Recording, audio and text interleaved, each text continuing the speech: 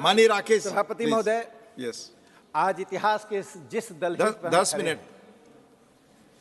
वह सामान्य दलहीज नहीं है सभापति महोदय। जिन 3 कानूनों को साम्राज्यवादियों ने साम्राज्यवाद के हित में लिखा था, आईपीसी, सीआरपीसी और इंडियन एविडेंस एक्ट, जिसे हाउस ऑफ कॉमन्स और हाउस ऑफ लॉर्ड्स ने पारित किया था, जिसे भारतीयों को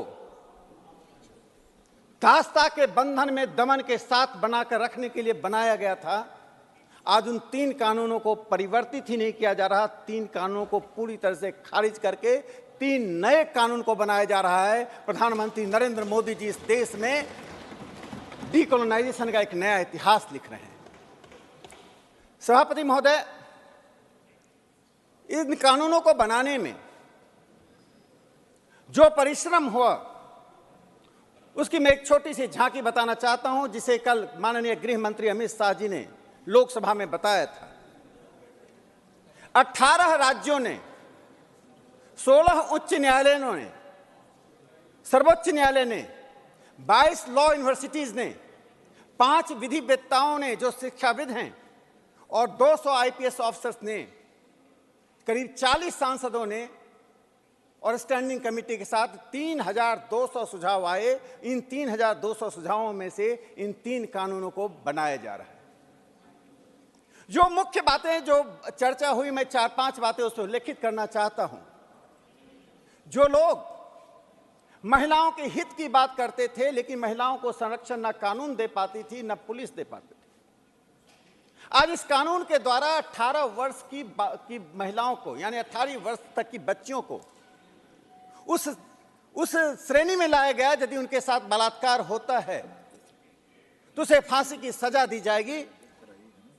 0 एफआईआर और एस्कॉन्डिंग यानी फरार होने की जो संख्या थी, अपराध की संख्या 19 थी, उसे बढ़ाकर 120 कर दी गई है।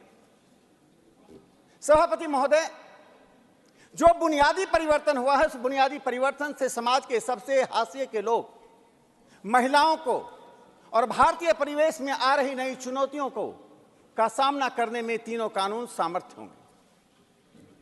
कांग्रेस के शासनकाल में 58 साल तक इस देश में कांग्रेस पार्टी ने राज किया। सीआरपीसी में 78 परिवर्तन किए गए, 78 संशोधन किए गए।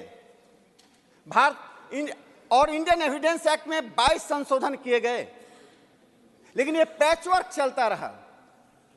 इस पैचवर्क से अलग हटकर माननीय प्रधानमंत्री नरेंद्र मोदी जी ने और माननीय गृह मंत्री श्री अमित शाह जी ने इन तीनों कानूनों में आमूल-चूल परिवर्तन किया।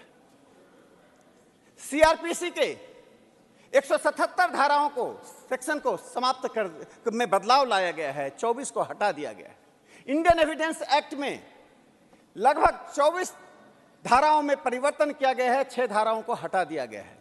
इन सभी बातों को कहते हुए मैं जिस बात को रेखांकित करना चाहता हूं, लोकतांत्रिक तरीके से इस देश के हित में, इस देश के संदर्भ में जो 3 कानून बने हैं, उसका आधार क्या है?